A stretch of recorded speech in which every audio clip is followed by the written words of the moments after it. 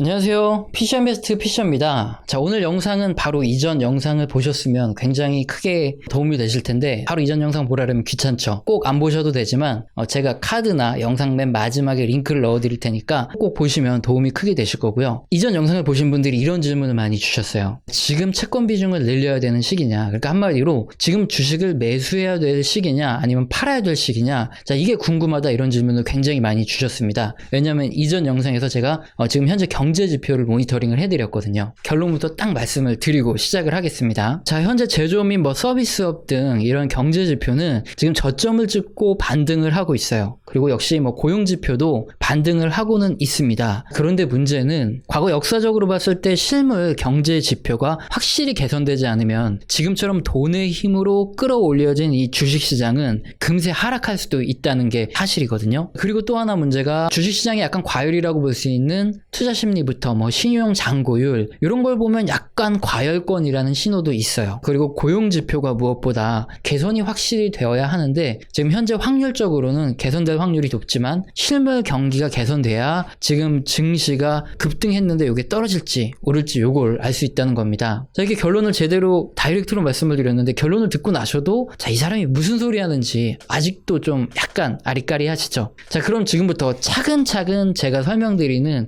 이 근거를 한번 들어보시고 스스로 판단하는 힘을 길러보시기 바랍니다. 지금으로부터 약 19년 전이죠. 2001년 9월 11일에는 무슨 일이 있었는지 혹시 기억하시나요? 바로 9.11 테러가 일어났습니다. 당시 미국 내 사상자가 3천여 명이었고요. 굉장히 많았죠. 그리고 물리적 피해액은 300억 달러 이상이었습니다. 그런데 이걸로만 끝나지 않았습니다. 쌍둥이 빌딩을 비행기가 와서 딱 박은 이게 바로 9.11 테러인데 그 다음에 몇 주 후에 탄저균이 막 배달이 됐어요. 우편으로. 그래서 이 포자 때문에 연 사람들 몇 명이 사망하는 사건이 발생했고요. 자, 그리고 일부 테러 단체가 미국 내 핵발전 시설부터 주요 사회 간접 자본을 파괴하겠다, 자, 이런 테러 발표를 하기도 했습니다. 자, 이게 엄청난 충격이었죠. 당시만 해도 전 세계 사람들은 과연 어느 나라가 미국을 상대로 이런 거대한 테러를 할 수 있을까? 자, 이거는 거의 상상도 못했어요. 미국한테 얼마나 두드려 맞고 거의 나라가 없어질 위기에 처하려고 미국한테 이런 테러를 하나. 자, 그래서 글로벌 투자자들은 거의 마음을 놓고 미국에 투자를 했고요. 그래서 사람들이 테러를 걱정하면서 사람들이 많은 장소에 모이기를 꺼려하거나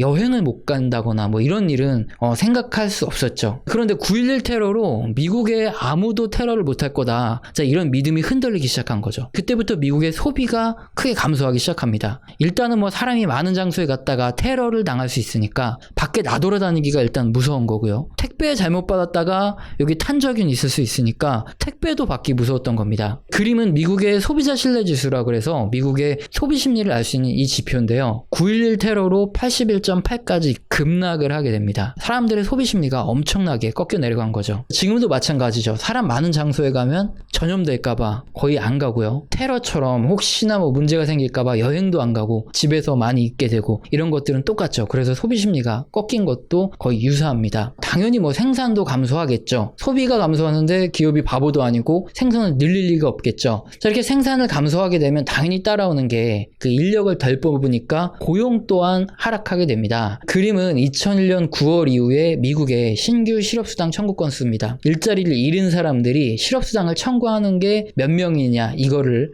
주간으로 해가지고 나타내는데 9.11 테러 이후에 급증한 것을 이렇게 그림을 보면 알 수 있죠. 또 이 그림 보면 지금 2020년 초에 자, 이번 전염병으로 신규 실업수당 청구 건수가 거의 역대급으로 치솟아 있는 거. 자, 이것도 거의 유사하다, 이걸 볼 수 있죠. 자, 그렇게 9.11 테러로 소비 안 좋아지고 제조 안 좋아지고 고용도 안 좋아지고 모든 게 안 좋아지니까 당연히 미국의 경제 성장률이 악화되겠죠. 미국의 GDP 성장률, 이 그림인데요. 당시 2001년에 미국 GDP 성장률 전망치가 0.5% 떨어졌고 2002년 전망치도 1.2% 이렇게 감소를 해서 발표가 되게 됩니다. 자, 이렇게 경제 성장률 전망치 하락한 거는 지금 2020년 올해 이 전염병으로 하락한 것도 역시나 동일하죠. 그럼 주식시장은 어땠을까요? 말할 것도 없습니다. 2001년 9.11 테러 이후 다우지수를 보면 11,000포인트에 이렇게 고점을 형성하던 게 9.11 테러 이후에 지수가 한 달 만에 8,000포인트로 급락을 해버립니다. 자, 거의 20% 넘게 30% 가까이 급락을 했죠. 자, 여기까지 말씀드리면 눈치 빠른 분들은 벌써 딱 아시죠? 왜 이 아저씨가 2001년에 9.11 테러와 지금 2020년에 이 전염병으로 인한 이 증시 하락을 비교를 하는지 벌써 감이 딱 잡히실 겁니다. 물론 그림처럼 2020년 올해의 증시 하락폭이 조금 더 크긴 하죠. 근데 뭐 거의 동일하게 한 30% 가까이 이렇게 동일하게 하락은 했는데 9.11 테러 당시의 경기 둔화 그리고 증시의 폭락 과정과 지금 현재 2020년 이 전염병으로 인한 증시 폭락 과정이 굉장히 유사하기 때문에 제가 이런 설명을 드리는 거죠. 자, 그런데 굉장히 다행스러운 게 있습니다. 지금 이제 증시가 V자 반등을 해서 올라왔다는 건데요. 자, 왜 다행스럽냐면 제 지난 영상 한번 찾아보시면 올해 증시가 폭락한 이 2월부터 이 4월 내내 미국의 한파 및 과거 9.11 테러도 설명을 드렸고 질병이나 전쟁 이런 것과 비교를 해드리면서 증시의 급락 후에 이게 V자 반등할 가능성이 굉장히 좀 높기 때문에 그리고 또 결국에는 뭐 V자 반등이 아니라도 회복될 수 있기 때문에 저점이 어딘지 모르니까 계속 분할 매수를 해야 된다 계속 말씀을 드렸거든요. 그런데 지난 뭐 3월 4월에 이렇게 증시가 급락했을 구간에 제가 그런 말씀을 드리면 댓글의 한 반 이상이 욕이었어요. 물론 필터링에 걸려서 여러분들은 못 보시겠지만 저는 그 댓글들을 전부 보면서 굉장히 그 마상이라고 하죠. 마음의 상처를 입어야 했습니다. 그런데 다행히 지금은 증시가 V자 반등을 했기 때문에 제가 이런 소리를 해도 욕을 하시는 분이 없고 오히려 그때 제 말을 듣고 못 산 게 후회된다. 자, 이런 말씀을 많이 해주셔서 지금 굉장히 다행이다. 자, 이렇게 말씀을 드리는 거고요. 그럼 9.11 사태의 증시 하락 과정과 지금 현재 2020년의 증시 하락이 유사했으니까 자, 그 이후 과정도 어느 정도 유사할 가능성이 있죠. 그럼 2001년 9.11 테러 이후 증시의 상황 이것과 2020년 앞으로 어떻게 될지 이걸 비교해서 한번 예측을 해보도록 하겠습니다. 제 뇌피셜로 그냥 앞으로 오를 것 같아요, 떨어질 것 같아요 이렇게 아무 근거 없이 말씀드리는 것보다 훨씬 더 예측의 정확도가 높아질 수 있겠죠. 뭐 물론 100% 맞출 수 있는 건 아닙니다. 9.11 테러와 그리고 2020년 이 전염병에 의한 이 증시 하락 두 가지 사건의 공통점은 두 가지 모두 예측 못한 급작스러운 사건으로 글로벌 경기 및 글로벌 소비, 글로벌 증시에서 가장 중요한 미국의 소비, 고용 그리고 제조 등의 이런 경제 성장률 전체가 둔화되었다는 사실이죠. 그래서 여러 가지 점에서 9.11 테러 당시와 현재 2020년의 사건이 거의 유사한데요. 9.11 테러 이후 특히 항공사들의 주가가 많이 빠졌습니다. 소비 경기가 둔화되니까 당연히 뭐 여행 수요도 감소하겠죠. 그리고 특히 비행기 탑승을 굉장히 싫어했어요. 승객이 타고 있는 비행기로 맨하튼에 위치한 세계 무역센터를 갖다 박아서 붕괴시켰으니까 당연히 비행기 타기 겁나겠죠. 자, 이게 2020년 올해랑 비슷합니다. 일단 지금은 사람이 많이 모이면 왠지 전염이 될까봐 겁나서 마스크 꼭 끼고요. 그리고 웬만하면 잘 가지도 않죠. 그리고 여행도 안 가고 또 비행기나 버스 자, 이런 거 타기 굉장히 무섭기 때문에 여행 수요는 감소할 수밖에 없고요. 자, 이렇게 되다 보니까 당연히 뭐 관광객 감소로 호텔이나 음식점 또는 여행 관련주들 굉장히 직격탄을 맞고 증시도 하락할 수밖에 없습니다. 이건 뭐 그때나 지금이나 마찬가지고요. 자, 그리고 또 하나가 유사한 게 9.11 테러 당시에도 지금 최근에 문제가 됐던 이 하이힐드 채권, 그러니까 부실기업 채권과 신흥국의 채권 금리가 급등했던 이 사실입니다. 투자가 위축이 되면서 사람들이 부실기업에 대한 투자도 굉장히 꺼려하게 됐는데요. 그러니까 부실기업들이 투자금을 모으기 어려워지고 위험자산으로도 분류되는 게 뭐 신흥국의 국채입니다. 그래서 여기서 외인자금이 이탈을 하면서 하이힐드 스프레드 그러니까 위험기업들의 채권 금리에서 국채 금리를 뺀 이 값이 굉장히 많이 떨어졌고요. 그리고 신흥국 국채 금리에서 선진국 국채 금리를 뺀 EMBI 스프레드 이게 있는데 이것 또한 굉장히 급등을 하게 됩니다. 자, 이건 9.11 테러 당시도 그렇고 2020년 올해 전염병으로 경기가 둔화했을 때 역시나 마찬가지죠. 제가 전염병이라고 얘기하는 이유는 또 잘못 얘기했다가 이게 노딱이 붙으면 안 되기 때문이니까 양해를 좀 해주시고요. 자, 그런데 더 똑같은 일이 있죠. 9.11 테러 이후에 증시가 급등을 했고요. 마찬가지로 2020년 올해 이 전염병으로 인한 증시 폭락 이후에도 V자로 증시가 다시 급반등을 했다는 사실입니다. 지금 그림 보이시면 똑같죠. 이유는 바로 미 연준의 이 무제한적인 유동성 공급이 지난 9.11 테러 때도 있었고 지금도 있었다는 사실입니다. 9.11 테러 이후에 뉴욕 금융시장이 완전히 마비가 돼요. 그래서 9월 17일까지 금융시장이 아주 폐쇄가 됩니다. 이렇게 금융시장이 폐쇄가 되면 문제가 있죠. 지급불능이라는 게 발생을 하고요. 그리고 연쇄적으로 디폴트가 나타날 위험이 있습니다. 내가 돈을 금융시장이 마비돼서 못 주니까 나도 못 줘 하면서 다 망하는 거죠. 자, 그러자 미연준은 이 무제한적인 유동성 공급을 발표하고요. 9월 19일에 기준금리를 1.2%로 아주 확 낮춰버립니다. 그래서 2001년도에 금리가 거의 6%, 7%였는데 9.11 테러 이후에는 거의 1.2% 이렇게 뚝 떨어져 버렸죠. 또 하나 이렇게 유동성 공급이 잘 안 될 것을 또 우려해서 미 연준은 유럽 중앙은행 여기서 유로를 또 받고 영국 중앙은행에서 파운드 받고요. 그리고 캐나다 중앙은행에서 역시나 수합을 체결하는데 이게 총 900억 달러 통화 수합을 체결합니다. 돈이 필요하면 이곳에서 이제 돈을 가져와서 미국 내에 유동성을 공급하는 거죠. 굉장히 상태가 안 좋았기 때문에 미 연준이 돈을 엄청나게 풀어서 유동성을 공급했습니다. 자, 역시 9.11 테러 이후에도 미국 정부의 재정 정책도 실행이 됩니다. 9월 14일에 400억 달러의 이 비상 출자가 승인이 돼서 이 돈이 풀렸고요. 항공사들이 다 망하게 생겼으니까 50억 달러를 거의 무상으로 지원해줬고 100억 달러의 연방 대출 보증이 실시되었습니다. 자, 이렇게 미 연준이 무제한적인 통화 공급을 했던 것도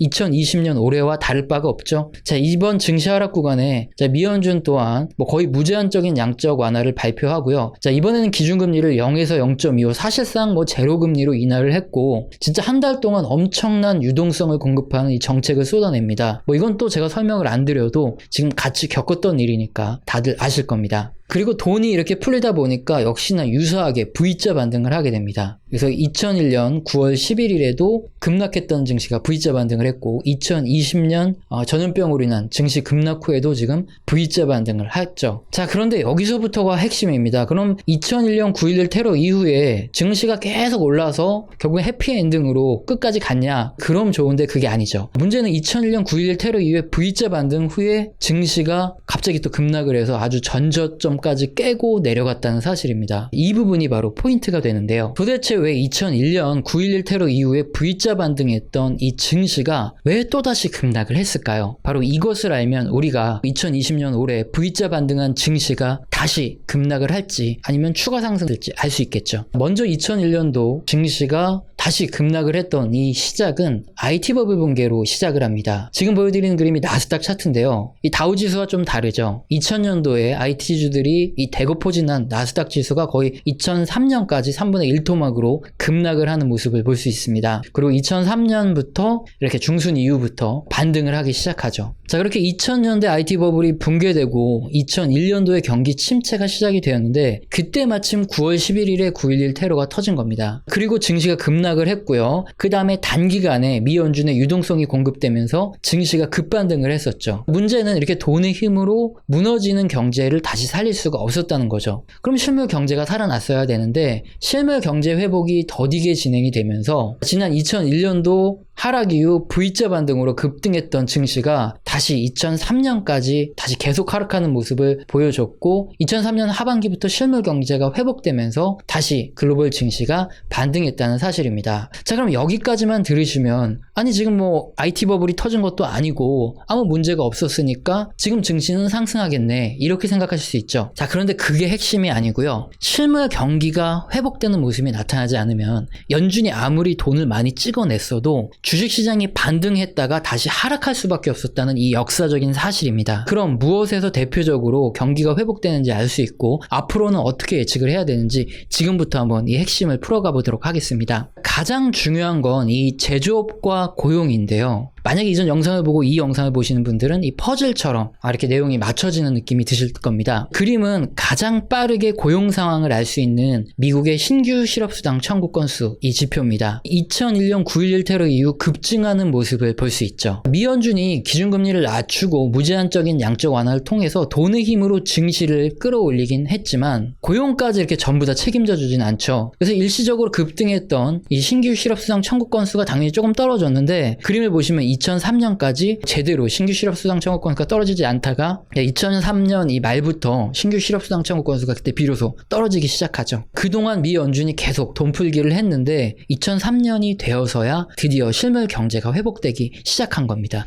그때부터 증시가 반등을 한 거죠. 자, 그럼 고용지표를 하나 더 볼까요? 2001년에 9.11 테러 당시에 미국 실업률을 한번 보면 테러 이후 실업률이 급증을 합니다. 그리고 나서 실업률이 하락하지 않아요. 경기가 살아나면 실업률이 하락을 해야 되는데 자, 실제 실물 경기가 회복되지 못하니까 실업률이 계속 올라갔던 겁니다. 자, 그러다가 2003년 말쯤이 돼서야 실업률이 하락하기 시작하죠. 자, 이때가 돼서야 실물 경제가 회복을 했고요. 주식시장도 보시면 2003년 말부터 반등이 시작되는 걸 볼 수 있습니다. 그럼 이 내용만 보셔도 어느 정도 예측이 되시죠? 지금 당장 ISM 제조업 구매관리자 지수를 보면 50 이하로 꺾여 내려가 있는 상태에서 일단 저점을 통과하고 전보다는 좀 좋아지는 이런 모습이 나타나고 있고, 미국의 비농업 신규 취업자 수가 전달에 2천만 명 감소해서 이 5월에 보면 250만 명 증가로 반등해서 증가했던 부분이 상당히 긍정적입니다. 자, 반면에 이 미국 실업률은 5월간에 조사된 이 지표를 보면 13.3으로 떨어지긴 했지만 이게 잘못 발표된 거고 사실상은 16.3%로 증가했다, 이게 밝혀졌죠. 그래서 실업률 부분은 좀 애매하게 아직도 떨어지지 못하고 있고요. 자, 이게 2020년 현재의 경제지표 상황입니다. 앞으로 일단은 비농업 신규 취업자 수이 보여지는 이게 꽤 빠른 속도로 반등을 하면 좋습니다. 좀 증가폭이 지금보다 계속 늘어나야 괜찮아지는 거고요. 그리고 또 실업률이 이제 하락하는 모습이 나타나줘야 됩니다. 그래야 증시가 유동성 힘만이 아닌 실물경제 지표의 상승과 함께 상승하는 모습이 나타날 수 있겠죠. 그런데 문제는 앞으로 발표되는 경제 지표에서 비농업 신규 취업자 수가 많이 증가하는 모습이 안 나타나고, 또한 실업률 또한 오히려 증가를 하고 떨어지지 못하는 모습이 나타난다면 이렇게 V자 반등했던 증시가 하락할 가능성도 높아지는 거죠. 미 연준에서 유동성을 아무리 공급해도 실물 경제가 회복되지 못하면 주식시장이 돈의 힘으로 급반등은 하지만 다시 하락할 수 있다. 자, 이런 역사적 사실이 있기 때문인 거죠. 그런데 실물 경제가 앞으로 2001년과 다르게 확실히 살아날 것이다, 이렇게 정확히 예측할 수 있는 분이 계신가요? 정말 그런 분이 계시다면 꼭 연락을 주시면 되는데 지금까지 그런 분은 한 분도 없어요. 미국의 전문가들조차 컨센서스를 발표하긴 하는데 그것도 실제로 발표되는 지표들과 완전히 다른데, 국내에 어떤 분이 과연 미국의 경제가 앞으로 확실히 좋아진다 떨어진다 이걸 예측할 수 있을까요? 우리는 어느 정도 이 리스크를 좀 관리를 해야 된다는 거죠. 앞으로 확률적으로 분명히 좋아질 수도 있지만 또 안 좋아질 수도 있어요. 공격적인 투자자고 앞으로 어떻게 되든 좋아질 거다 이런 확신을 갖고 있는 분이면 주식 100% 갖고 확 질러버리면 되죠. 자, 그런데 우리 채널을 시청하시는 분들 중에는 좀 보수적인 분들이 굉장히 많을 것 같아요. 그렇다면 채권 비중을 한 40% 정도 늘리든 아니면 달러 자산을 어느 정도 늘리든 이렇게 해서 대응을 해야 된다는 거죠. 그래서 리스크 관리를 어느 정도 해놓고 앞으로 주식시장이 좋아지면 나머지 자산으로 수익 보는 거고, 안 좋아지면 우리가 리스크 관리를 했으니까 저점에 한번 다시 잡고 이렇게 하는 거죠. 또 여기까지 영상 딱 보시고 이것도 답답해 하시면서 그래서 사라는 거냐 팔라는 거냐 이런 말씀 하시면 안 되겠죠. 미래를 정확히 맞출 수 있다, 이렇게 말하는 분들 꽤 많이 봤는데 그런 사람 치고 사기꾼 아닌 애들이 없었어요. 아무리 자기가 무슨 슈퍼개미네 돈이 많네 자, 이런 분들도 굉장히 많이 봤고 제가 아는 분들도 있는데 실제로 그분들이 돈이 많은지 없는지도 모르고 미래를 예측했는데 정확히 맞춘 적도 별로 없어요. 자, 그리고 실제 수익원은 광고를 한다든가 아니면 다른 쪽으로 다른 밥벌이 수단을 열심히 하셔서 돈도 그렇게 많으신 분들이 그렇게 하고 계시다는 거. 자, 그래서 결국에는 아무리 무슨 돈을 많은 자산가라고 해도 못 맞춘다. 자, 그러니까 우리들은 확률에 맞게 과거 역사적 사실에 맞게 대응해야 된다. 이게 포인트입니다. 자, 오늘 영상도 마음에 드셨다면 구독과 좋아요는 꼭 눌러주시고요. 지속적으로 시청 부탁드립니다. 감사합니다.